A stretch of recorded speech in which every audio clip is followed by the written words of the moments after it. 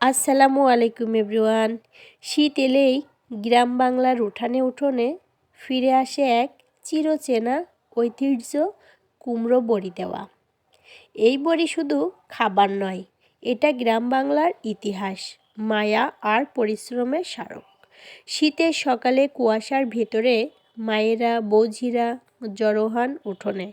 পাকা কুমড়ো কেটে বেটে ডালের সঙ্গে মিশিয়ে বানানো হয় বড়ির মিশ্রণ। তারপর রোদ পোহানো চালুনিতে বা কুলোয় সাজিয়ে রাখা হয় ছোট্ট ছোট বড়ি।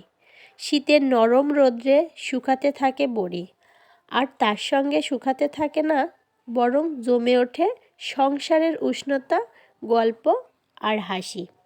এই কুমড়ো বড়ি গ্রাম বাংলার আত্মনির্ভরতার প্রতীক।